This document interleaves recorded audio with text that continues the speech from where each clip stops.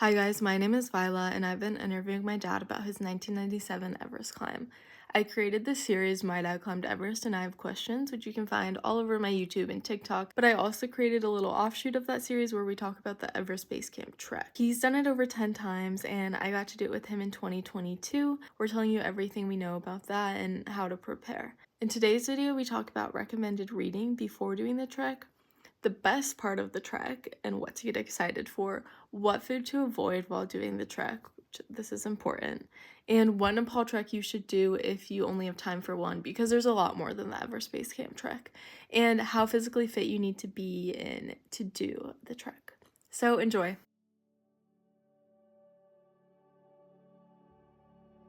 Whenever you lead these treks, you write out these long itineraries, and part of that is a recommended reading. I don't think I read any of the books on them, but for the Everest Base Camp, what are your recommended? Everest Base Camp, there's multiple travel books on how to, the route into Everest Base Camp and what to pack. But there's also a lot of historical books, and I think we kind of hit up on this before. The books that I'd recommend are like Ed Viesturs has some books about Everest, and they're really good, kind of about the historical content of Everest. And one of my favorite books is Seven Summits by Dick Bass and Rick Ridgway. It talks about the early days of climbing the seven summits, and a lot of that book takes place in Nepal. And then there's other books about just the general history of the Khumbu. Hillary has written some books in that area. He's got a couple of great books, Surim and Hillary on Nepal. And so just I would make sure you read a lot of the historical books about the Everest area. If someone could only has time to read one book before, which book? If you're just going to read one book on Everest, I think I would read Seven Summits by Dick Bass. But there's also other books about Nepal that I highly recommend. One is Kathmandu by Thomas Bell, and it just talks about Nepal, modern Nepal, the good and the bad and the ugly. It's pretty cool.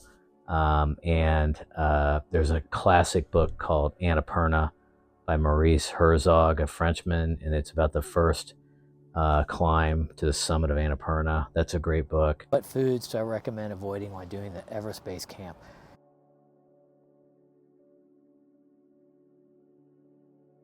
I mean, anything that is not cooked, like I would never eat a salad up there, or anything that's not cooked or peeled.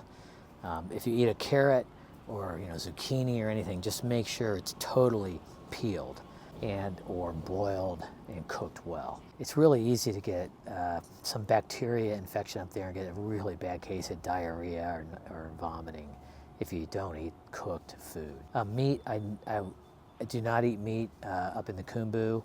I was told by Wang Chu Sherpa, one of our Sirdars at the time, that eating meat up there is kind of bad luck because the Khumbu region is a real spiritual place for the Buddhists, and you don't want to kill anything up there. I would eat, I'd have eggs every once in a while. I'd eat eggs about every morning at base camp and on the way up, and once in a while I'd have some chicken. But I would never eat red meat. So if someone is going to Nepal and only has time to do one trek out of the many, Annapurna Base Camp, Everest Base Camp, Annapurna Circuit, which one would you say to do?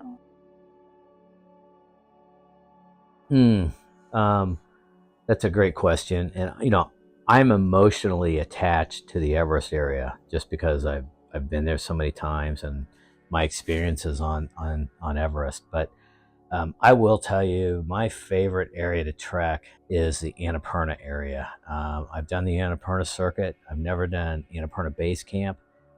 If I had to do a trek in the next few years, I would do Annapurna Base Camp just because I haven't done it.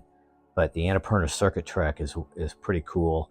It's the oldest trek in Nepal, and some of the tea houses in the Annapurna circuit area are really nice. They're old, they're established. I think it's kind of like I don't know how to describe it, but it's kind of like a slower pace than the Khumbu area. But also you go through different climate zones, a lot of different climate zones on the Annapurna circuit. You start pretty low and get all the way up to like 18,000 feet over a pass. And so you're going through different zones.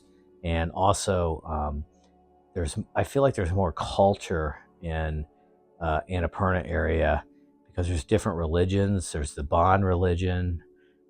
There's Buddhism in the Annapurna circuit. So you see different religious cultures, but also different economic zones is what I call it. Different crops, different types of houses. There's some Tibetan influence over there also. So it's just different. What level of physical fitness do you think people need to be in to trek to Everest Base Camp? 'Cause I feel like our group was pretty fine and had different levels of experience, but there was definitely people being helicoptered out and Yeah. riding donkeys out. Yeah. So I think you got to just be in good all around shape.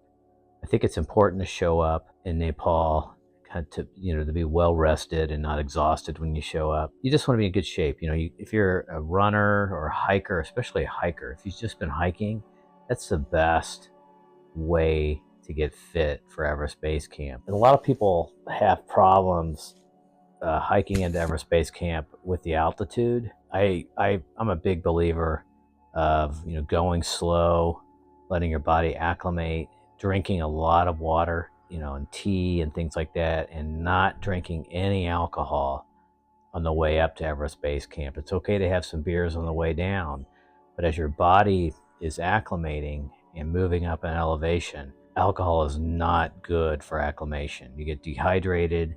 It's a depressant, so it slows down your breathing rate. It's just not a good thing. And I also think I think taking Diamox, and there's a lot on the internet about Diamox and a lot in medical journals on altitude about Diamox. Diamox is a diuretic, it's a sulfa drug, but it helps with acclimation and it helps with your breathing rate at night, what they call hypoxic response rate. It increases your breathing rate a little bit at night, enough that you're not going to wake up with a headache sometimes or nausea. It just helps with acclimation.